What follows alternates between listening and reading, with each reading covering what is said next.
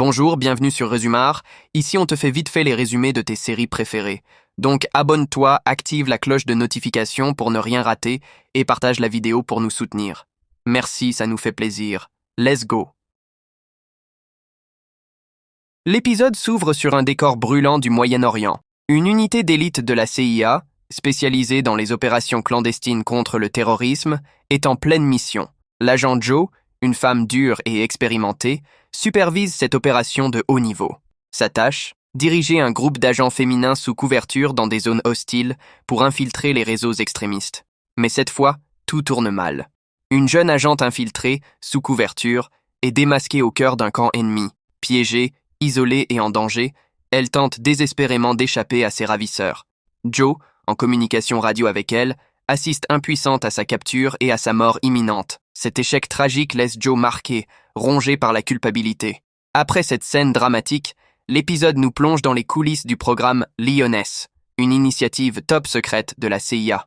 Son objectif est simple mais dangereux, envoyer des femmes agents sous couverture dans des milieux proches de leaders terroristes afin de gagner leur confiance, puis les éliminer de l'intérieur. Joe, malgré sa frustration et la douleur du dernier échec, est déterminée à ne plus revivre ce genre de perte. Elle reçoit alors pour mission de trouver une nouvelle recrue pour remplacer l'agente tombée au combat. La rencontre avec Cruz Manuelos. C'est là que l'histoire de Cruz entre en scène. Une jeune femme forte, imprévisible, mais profondément marquée par la vie. Elle travaille comme serveuse dans un petit restaurant, dans un environnement toxique. Un jour, après avoir été frappée par son petit ami violent, elle se défend brutalement et s'enfuit. En fuite, elle est arrêtée par la police. Mais au lieu d'être envoyée en prison, elle est repérée par les Marines. On la place dans un centre d'accueil en attendant la résolution de son affaire avec son copain. Par après, elle part pour être testée en un premier temps pour voir si elle peut être admissible à l'armée. Elle prouve sa capacité. On découvre alors que Cruz possède un profil unique. Courage, rage maîtrisée, capacité à survivre dans l'adversité. Joe rentre chez elle après tout ce long moment passé au champ de bataille. Elle retrouve son mari et ses enfants. Sa fille aînée n'est pas trop contente de l'absence de leur mère. Elle exprime son mécontentement sans être trop ravie de la rentrée de sa maman. De ce côté, Cruz parle avec le supérieur. Celui-ci n'arrive pas à comprendre le fait que Cruz, avec toutes ses aptitudes dans les disciplines, n'a pas pu continuer ses études. Elle l'explique alors que sa mère est décédée et que son papa, elle ne l'a jamais connu. Elle entre donc dans les rangs de l'armée. Très vite, ses supérieurs remarquent son mental d'acier et ses aptitudes physiques. Joe suit de près son évolution. Elle la teste, la pousse dans ses retranchements, cherchant à voir si Cruz peut encaisser la pression et surtout, garder le sang-froid dans des situations extrêmes. Joe veut être sûr qu'elle ne sélectionne pas juste une combattante, mais une actrice capable de mentir, d'infiltrer et de survivre. Cruz est ensuite mise à l'épreuve lors d'un exercice d'entraînement brutal, où elle doit se battre contre d'autres recrues. Elle s'impose avec détermination, ce qui confirme l'intuition de Joe. Elle est prête. Alors que Joe obtient l'approbation de ses supérieurs pour recruter Cruz dans le programme Lioness, elle sait que la prochaine mission sera capitale. Le groupe ciblé est dangereux, influent et très difficile à infiltrer. Le moindre faux pas pourrait coûter la vie à Cruz. Mais l'issue pourrait aussi sauver des centaines d'innocents. Joe prend le risque. Elle approche Cruz, lui explique la réalité du programme. Pas de médaille, pas de reconnaissance, juste de la solitude, du danger, et la nécessité de se fondre dans un monde où chaque regard peut être une menace. Cruz accepte. Elle veut se battre. Elle veut appartenir à quelque chose de plus grand que sa propre douleur. Après tous ces événements intenses, Lioness reprend sur un rythme plus intérieur, mais tout aussi tendu. L'épisode explore les conséquences psychologiques de la guerre secrète et les étapes de transformation de Cruz, la nouvelle recrue du programme. Cruz Manuelos, désormais engagé dans l'unité Lioness, commence à s'entraîner pour sa mission d'infiltration. Joe, toujours aussi exigeante, la pousse dans ses limites physiques et mentales. La jeune femme est désormais plongée dans un monde où il faut savoir dissimuler, manipuler et se fondre dans n'importe quel environnement. Joe lui explique clairement la mission.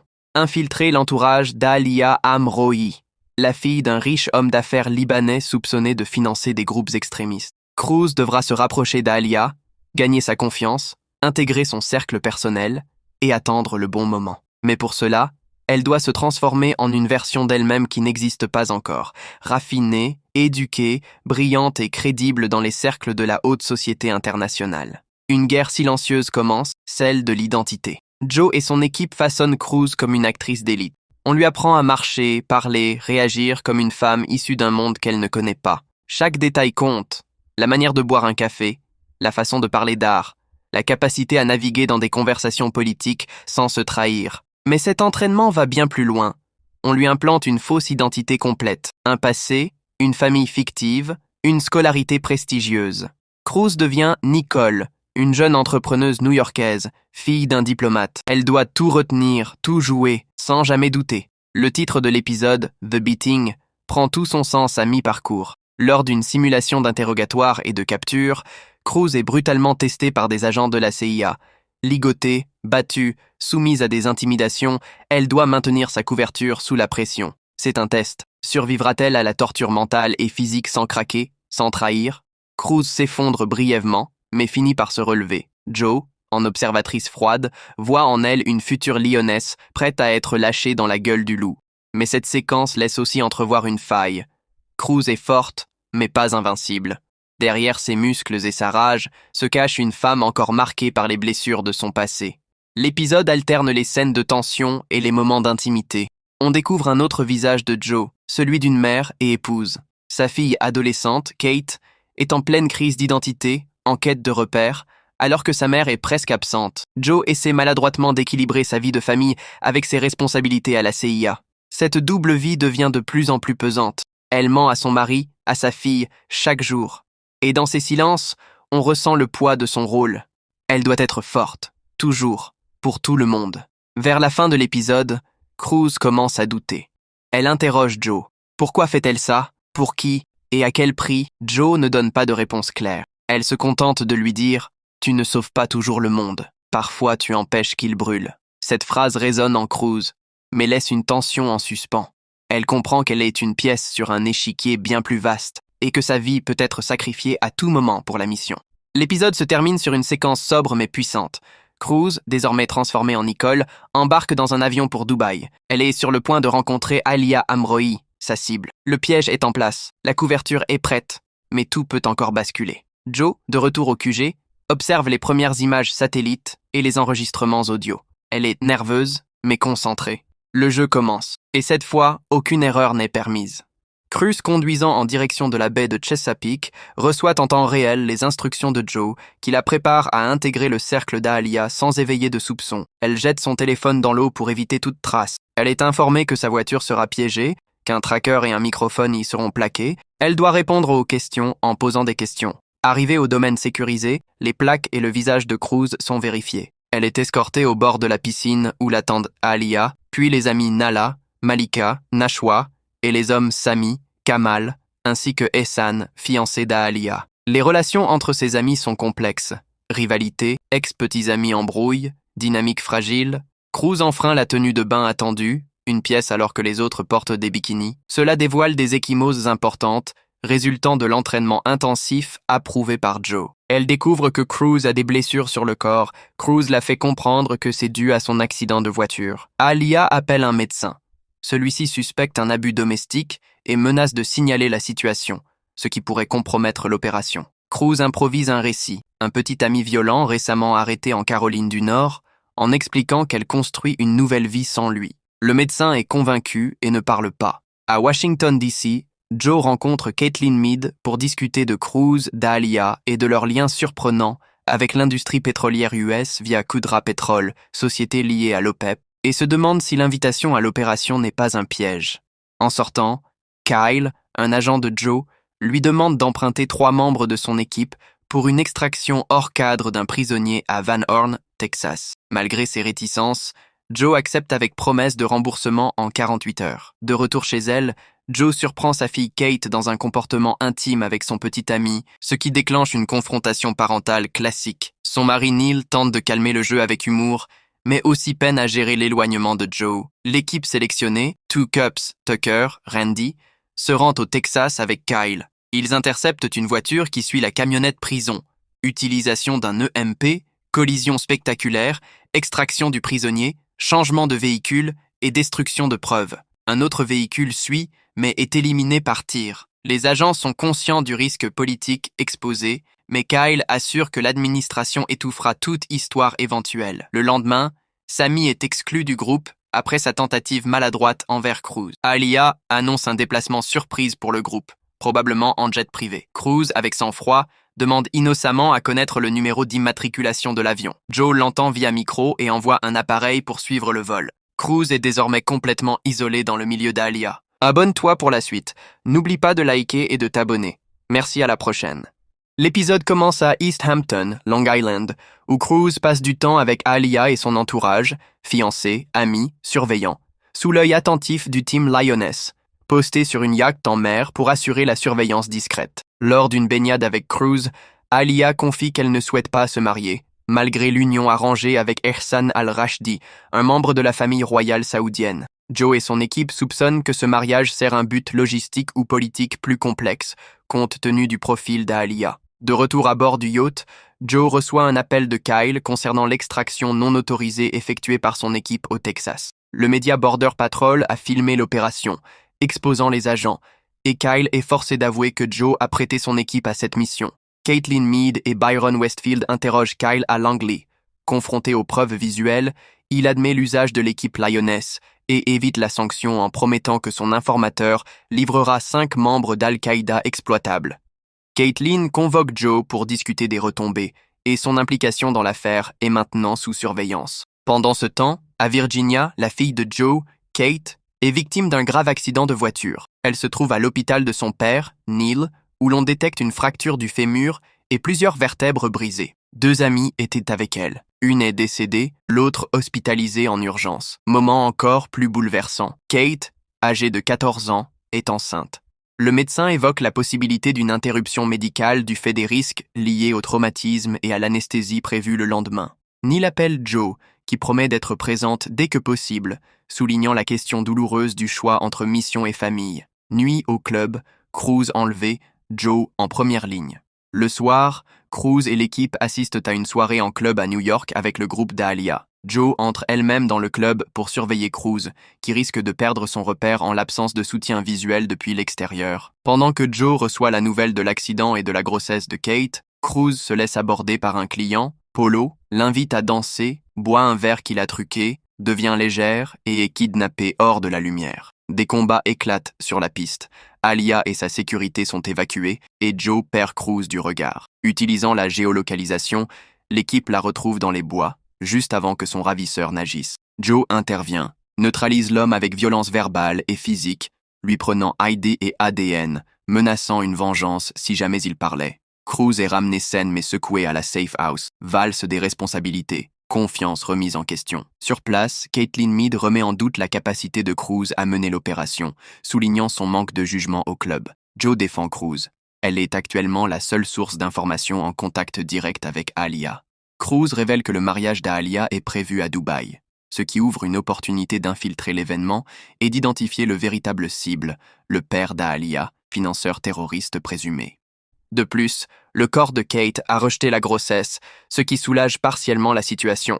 Joe obtient 2 heures avec Kate avant de devoir repartir et partage une discussion émotive où elle s'excuse pour son absence. Kate lui avoue qu'elle ne la hait pas, mais qu'elle lui manque. Joe lui raconte notamment qu'elle aussi a eu une grossesse non planifiée au début de son mariage avec Neil, montrant ainsi la complexité de son propre parcours personnel. De retour à Langley, Cruz se rend à East Hampton, Long Island, pour rejoindre Aaliyah, qui lui a réservé une surprise, un spa privatif dans sa résidence. Pendant le trajet, Joe l'appelle pour la prévenir que Aaliyah l'attend seule. Elle lui conseille de tout dire, les événements réels, mais en changeant les noms et lieux pour ne pas être prise en défaut 10 jours plus tard. Joe lui recommande aussi de répondre aux questions par des questions, puis écouter attentivement. Pendant le spa, Aaliyah découvre que c'est la première fois de sa vie que Cruz reçoit un soin hôtelier, une expérience luxueuse qu'Aaliyah rend mémorable. Au cours de la séance, Aaliyah aborde le passé de Cruz, ses ecchymoses, et la version qu'elle lui donne, celle d'un petit ami violent, l'amène à promettre de ne plus jamais mentir si elles doivent devenir amies. Cruz nomme Aaliyah comme sa seule vraie amie, et les deux partageant un moment émotionnel profond, décident d'une cinéma-party nocturne avec film d'horreur puis The Notebook, qui l'a fait pleurer. L'équipe de surveillance, Bobby, Two Cups, Randy, Tex, Tucker, basée discrètement dans une maison proche, entend un bruit de vitres brisées. Armés, ils neutralisent 3 jeunes cambrioleurs sous couverture. L'incident expose la vulnérabilité de la mission, mais est jugé mineur. Pour gérer les retombées, Joe fait appel à Kyle, à qui elle rappelle la faveur due. Il se rend à la safe house, ligote les intrus, prélève de l'ADN, leur donne 10 000 $ chacun et les avertit de se taire sous peine de graves conséquences. Joe, Caitlin, Byron et Kyle sont finalement convoqués pour un débriefing au niveau du secrétariat d'État en présence d'Edwin Mullins, Morgan Freeman, du chef d'état-major de l'armée et du conseiller national. Le sujet est les missions non autorisées menées sur sol américain. Extraction à la frontière, élimination à San Antonio. Kyle défend l'opération comme nécessaire, mais les autorités contestent, notamment l'absence d'autorisation et le risque pour la présidence. Le panel décide de prendre le contrôle direct de l'opération dite Yellow Jacket, code Mabel, avec supervision depuis la Situation Room de la Maison-Blanche, ce qui retire à Byron et Caitlin leur autorité directe sur le terrain. Joe confesse qu'elle serait prête à sacrifier Cruz si cela assurait le succès de la mission, selon l'expression Casualty of the Situation. Le lendemain matin, Alia apprend que son mariage sera célébré à Majorque, Espagne. Enflammée d'excitation, elle embrasse Cruz. Cruz hésite, ressentirait peut-être quelque chose de puissant, réciproque, mais se retire, consciente du risque colossal que cela représente émotionnellement et pour la mission. Un baiser qui franchit les frontières entre espionnage et sentiments réels. Joe rentre chez elle, trouve Neil qui prépare la maison pour le retour de Kate. Ils discutent ensemble de l'avenir et expriment la volonté de reconstruire leur couple sur des bases plus honnêtes. On suggère une stabilisation émotionnelle dans la cellule familiale, malgré les tensions personnelles accumulées par les événements récents. L'épisode débute dans les bureaux de la CIA à Langley, où Joe, Caitlin Meade et Byron Westfield sont en pleine coordination afin d'organiser le repérage du mariage en Majorque. Ils doivent agir en toute discrétion pour éviter que l'opération soit soumise au protocole dévoilant leur implication auprès de l'administration américaine ou des autorités espagnoles. Bobby's alerte Joe que Cruz et le groupe escortant Alia ont quitté les Hamptons pour New York. Joe ordonne le retour de Cruz à la base, puis contacte Kyle, qu'elle relance pour qu'il suive discrètement Cruz à distance. Alia et Cruz se rendent dans une boutique de luxe de Manhattan, où la boutique est fermée spécialement pour elle. Elle déguste du champagne, essaie des vêtements et discute de l'importance du mariage arrangé dans le contexte des familles influentes du pétrole. Une tension romantique monte lorsque Alia aborde directement le baiser du matin. Elles se rendent dans une chambre d'hôtel privée où elles passent du temps intime ensemble, consommant leur attirance l'une pour l'autre. Kyle transmet à Joe depuis l'hôtel que Cruz et Alia ont eu des relations sexuelles. Ce développement alarmant suggère que Cruz pourrait être compromise émotionnellement. Cruz envoie un message à Joe, confuse et culpabilisée, puis se retire. Joe décide alors de se rendre à New York pour remettre Cruz sur le bon chemin. Lors d'un entretien privé, Joe recadre Cruz, l'exhortant à rappeler pourquoi elle s'est engagée. La mission est plus grande qu'elle, et la cible, le père d'Alia, est un financier majeur des conflits globaux post-11 septembre. Elle l'encourage à choisir entre loyauté et émotion. Joe souligne que le mariage de Cruz ne peut être vu comme un coup de cœur. Il s'agit d'un outil d'infiltration, et il n'y a que deux issues, succès ou échec. Cruz se confronte à un dilemme émotionnel intense. Elle se rend compte qu'elle éprouve des sentiments véritables pour Alia, qui met de sa couverture et la mission en péril. Elle pleure et se retire. Joe la ramène à l'ordre en lui rappelant la gravité stratégique de la mission. « Have you ever been in a battle you didn't think you'd survive ?» Elle compare l'engagement militaire à cet affrontement émotionnel intérieur. L'épisode commence à l'aéroport international de Barcelone, où Joe équipe Cruz de 2 balises cachées, bracelets et colliers, pour assurer son extraction d'urgence depuis l'extérieur de la zone sécurisée.